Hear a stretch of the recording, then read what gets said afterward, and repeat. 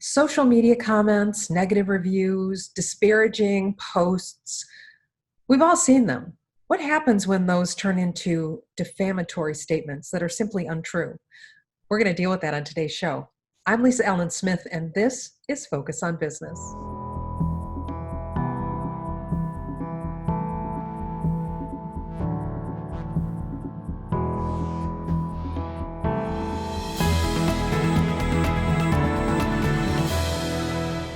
The recent executive order on face masks or face coverings that are required for customers has created a lot of discussion, some controversy, certainly has made the news, but I wanted to spend some time and just break it down for what it actually means and what it doesn't mean. First is that the executive order for face masks, executive order number 147, it applies to customers or visitors that enter into your facilities. This does not change any of the rules that your employees must follow. So it would be a good time probably to go back and look at what the rules and regulations are for your employees. But this executive order applies to visitors in your facility.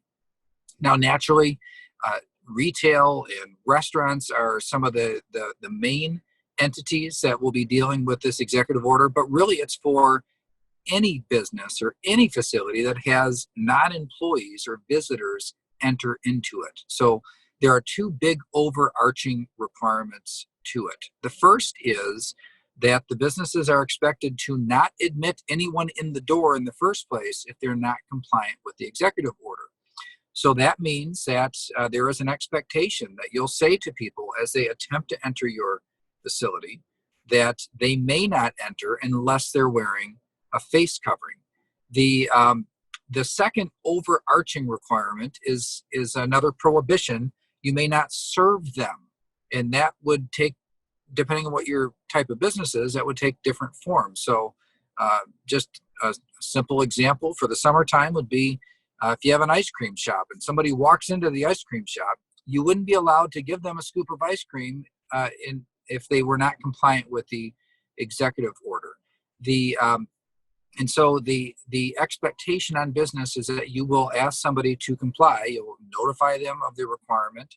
You'll have signage up at the doors that they might be able to come in at.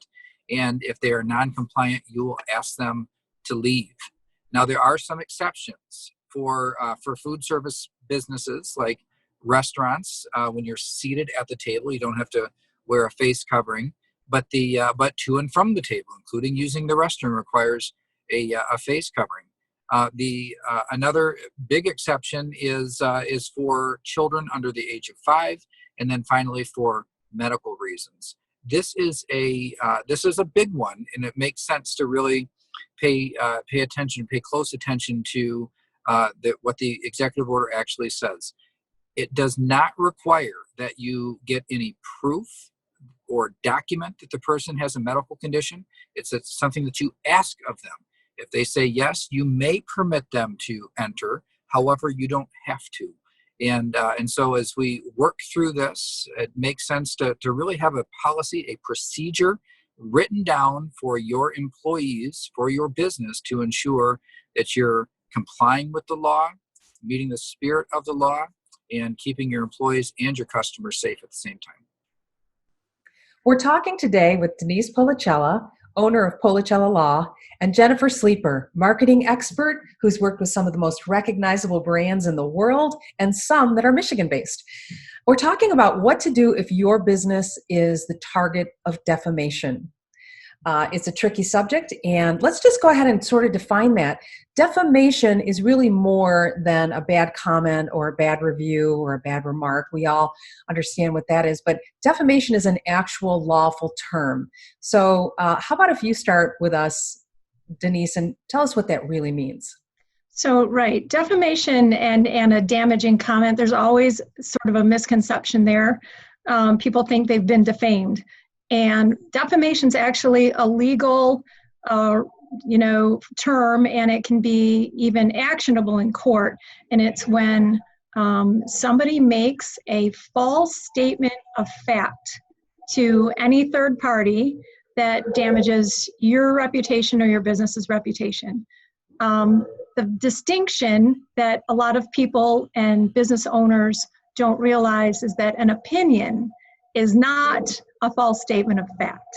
And opinions can be really damaging, and they can feel terrible, and they can really mess with your online presence, or, you know, in your professional life, if you're personally damaged, you know, that can hurt your professional opinion or your professional reputation. But it's very important to understand that just somebody stating their opinion online, and even if it happens to be outrageously negative, is not defamation. Another distinguishing term or factor in whether or not you've actually been legally defamed where it's actionable in court is whether or not it's actually truthful. Okay, it has to be a false statement of fact. So somebody, an employee, you know, a disgruntled employee, whether that's a current one or a former one, or a customer who makes a statement that happens to be true is also not defamatory. And it's difficult to have this kind of online free-for-all presence right now since the dawn of social media, where people can just literally get online and kind of say anything they want. And, you know, as Winston Churchill said, a lie makes it halfway around the world before truth has a chance to get its pants on. So defamation, even though there's a legal distinction there, it's really just a damaging comment that's hurtful. So it's the defamation that actually is actionable, but any damaging comment online really needs to be dealt with. It just is not always something that you can or Well, should thank take you to for court. that. That's important distinction.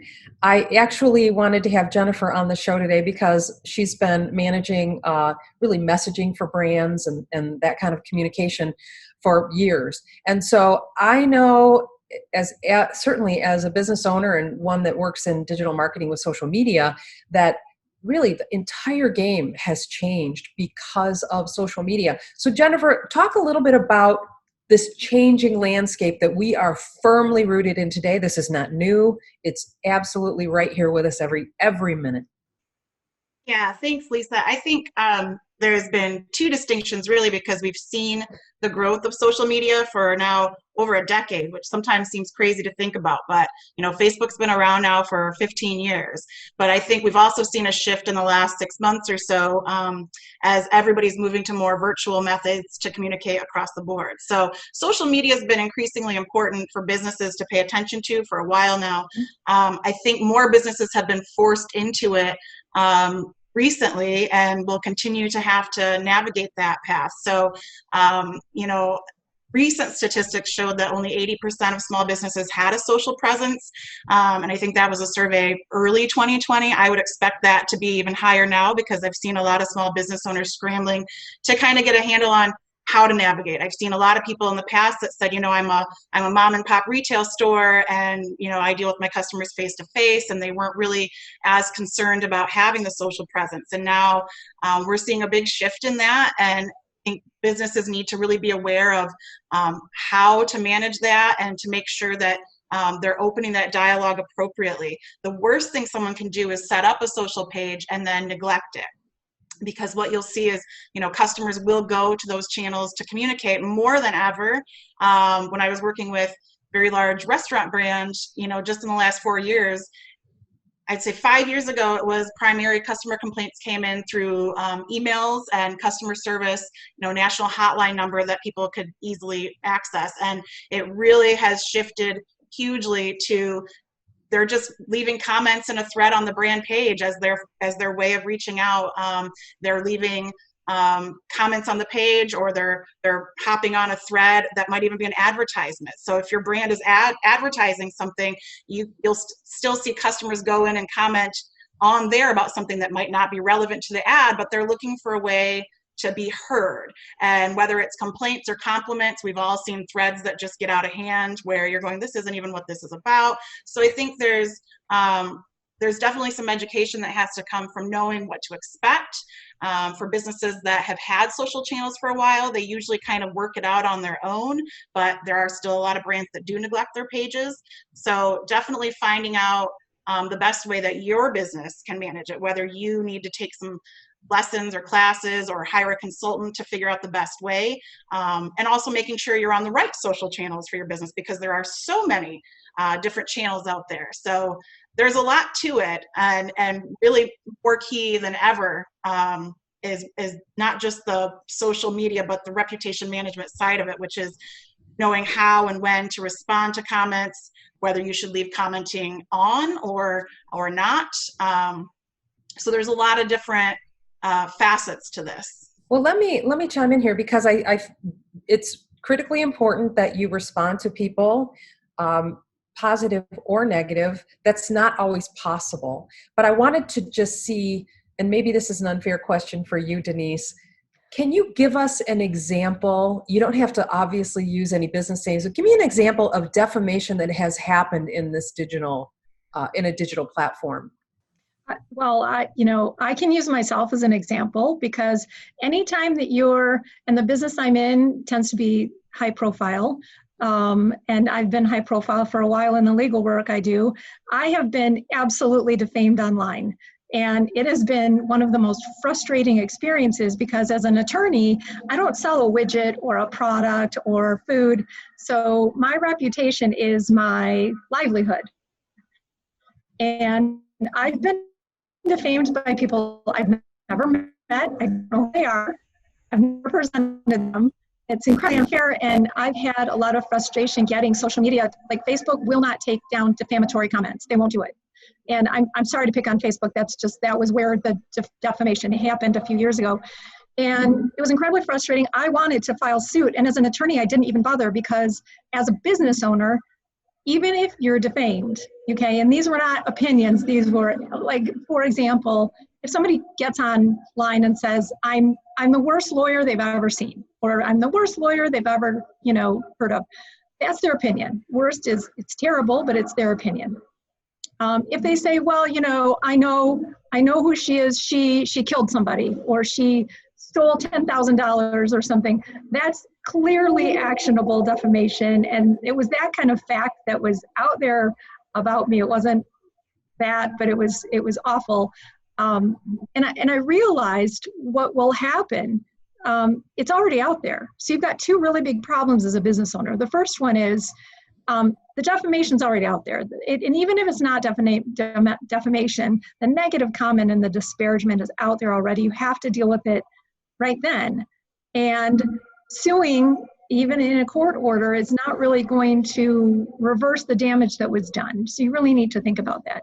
Also, the thought of suing a customer, or the actual act of suing a customer or an employee, usually ends up in a lot of backlash.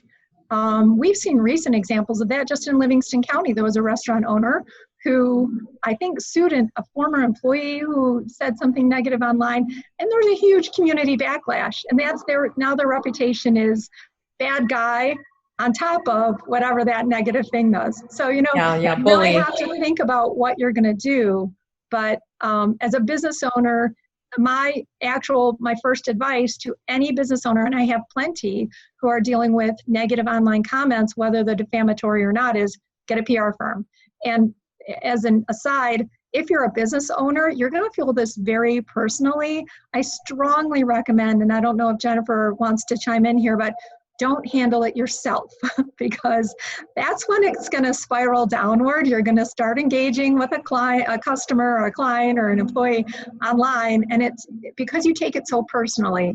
You really need to have somebody else handle it for you. Can I just say, right? I do want to have Jennifer weigh in on the PR firm side of it, because I think it's really important to have a professional on your side. But in terms of, I just want to weigh in my experience, we do requests for proposals. So big companies will put an RFP, request for proposal, out there. One of the questions on those RFPs sometimes is, are you currently in a lawsuit with a customer? Because we have never had a lawsuit with a customer, but it's clearly a mark that people are putting on your permanent record, right? You don't have to answer that question. So anyway, I didn't want to digress too much, but just the act of it is what I'm saying can be important. But Jennifer, you have worked with PR firms in your career as a director of marketing and a CMO. I think that I totally agree with Denise that if you have the budget for it, having a PR firm to manage that is absolutely going to be more efficient, because you're not going to get the emotional side caught up as much. If you can't do that, then I would have it be a designated employee that is, logging on regularly throughout the day to respond to comments. And it really needs to be more than just a side gig, because for example, if you look at Twitter, only 22% of Americans have Twitter accounts, which seems kind of low because we hear so much about Twitter.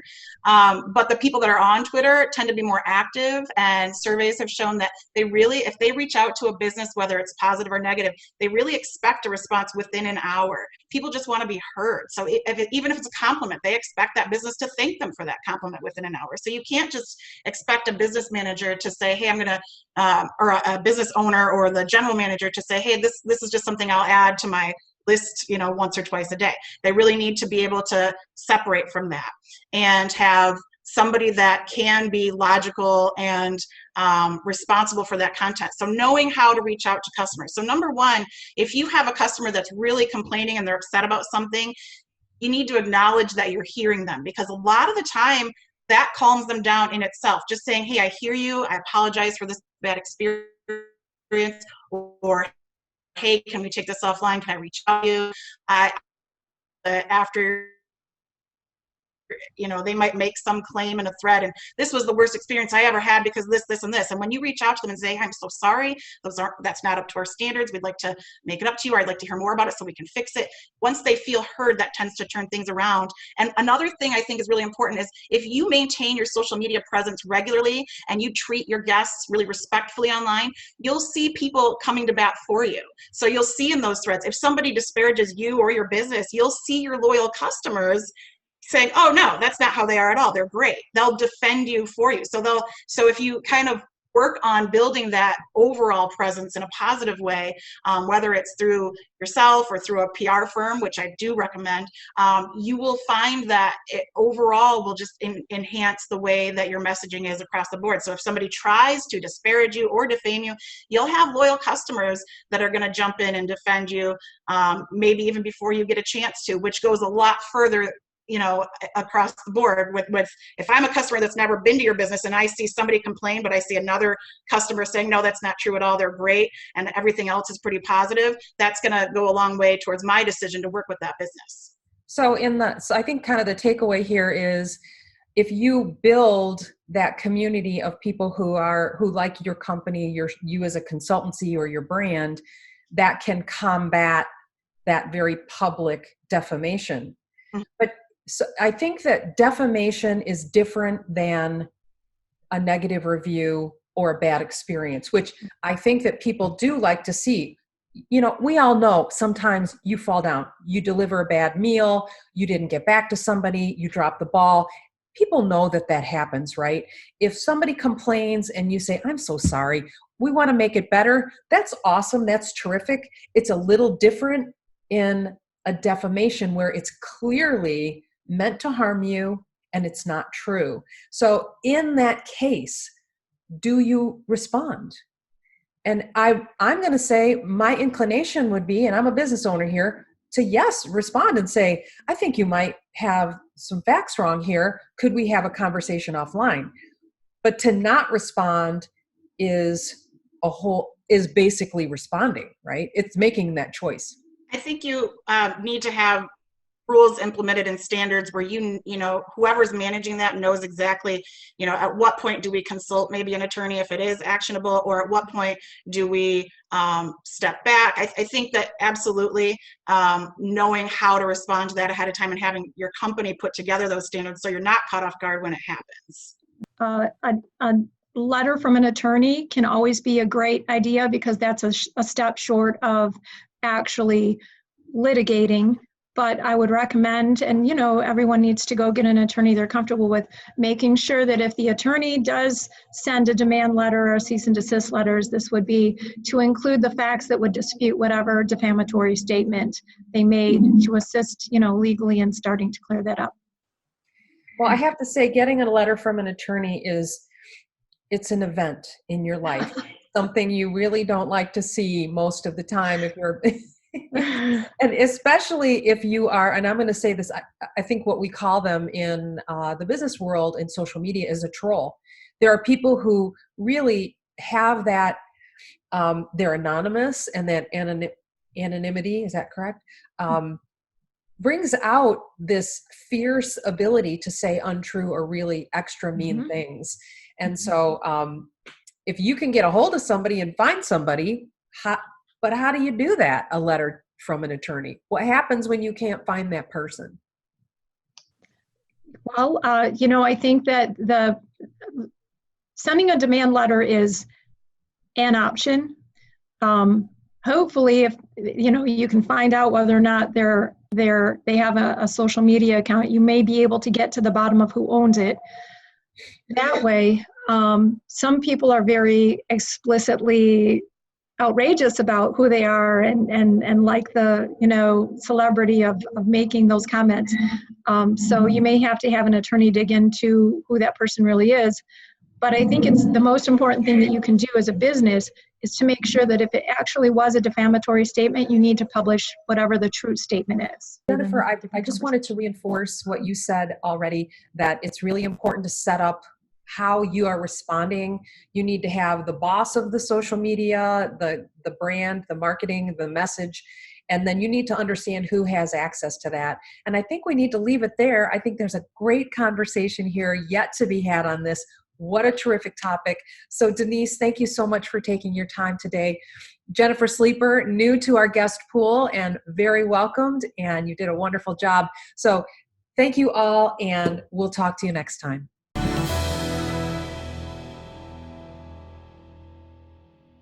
Recent studies have shown that many small business leaders are finding that their short-term work from home strategies have been effective at both keeping people safe and getting their work done. Now, technology has clearly played a significant role in these efforts, specifically video conferencing. We've all heard of Zoom, perhaps Google Hangouts, Microsoft Teams, GoToMeeting, etc. We've seen astonishing, remarkable progress, feature enhancements in these platforms over the past 4 months. These companies have found that they need to add the features because more people are using it, and concerns have come up that the users have raised, as well as they need to stay competitive with the other providers. Now, Zoom has been a very popular platform, but it had security concerns in the very beginning. They've fixed all of that stuff. All of the platforms have added features around room control or meeting control to allow hosts to control who gets into the meeting. Many of them have added the number of quantity of users that can join a meeting and the number of users that can be displayed on the screen at any given time. Most of them have added features or made it more intuitive, the interface more intuitive, so it's easier to use.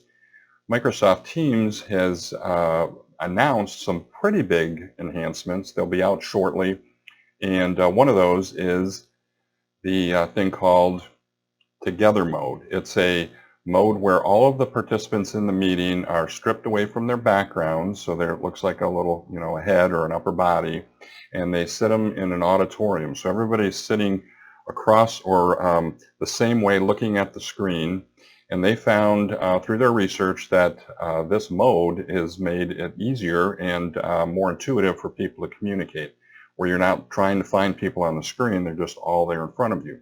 Even if you have a small meeting, you don't have to sit in a large auditorium with 3 people. You could sit together at a coffee shop, for example.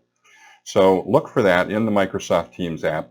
Microsoft Teams also has a lot more features than the others with regard to collaboration and chatting, instant messaging type things.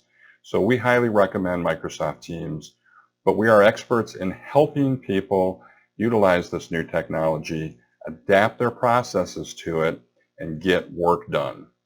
Look us up online at makingtecheasy.com. Thanks for your time. Focus on Tech, brought to you by Providence, making technology easier.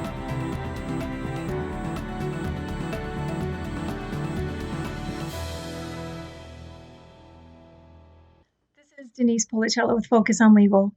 What do you do about an employee who's continuously bashing you and your company online and making it very hard for you to keep up a good reputation? Are you required to protect this employee's First Amendment rights, or can you fire them? Well, actually, you can fire them, even if their conduct does not rise to the level of actionable defamation, and that would be a false statement of fact that damages you. This would be more of a disparaging comment, anything that's a negative opinion. And sometimes you have an employee who just constantly bashes you online, and it's a constant negative stream of comments and airing the company's dirty laundry, and it's a huge headache. So yes, you can absolutely get rid of this person. Most businesses have adopted a non-disparagement clause and included that directly in their employee handbook. Now, disparagement is a much lower standard, just means a negative comment, and even though we do have a freedom of speech in this country, that First Amendment right does not extend always to the employment context, and almost never extends to the employee context. So when you have a non-disparagement clause in your employee handbook, or if they're a key employee or a manager, a salaried employee right in their employment contract, you can use that for taking action against an employee who's not a team player and maybe creating a very negative, toxic environment, both online and in the office and in the company. So after you have consulted a qualified employment attorney who is going to make sure that you're mitigating any potential damage from other employment law claims, you can go ahead and take adverse action against this employee up to and including termination if they are giving you a negative online presence. This is a very misunderstood area.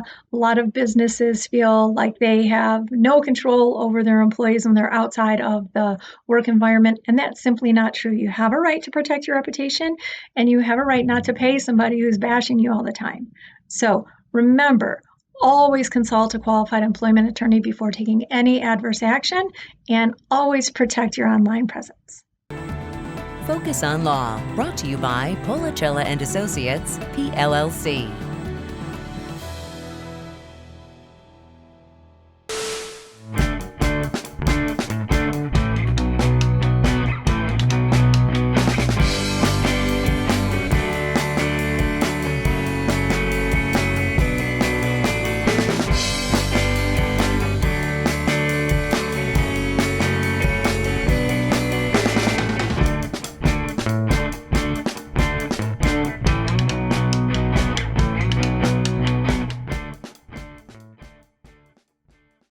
The executive producers of Focus on Business are looking for your stories.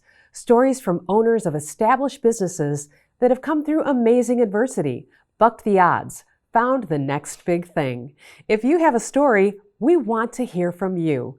Go to our website and maybe we'll invite you onto the show.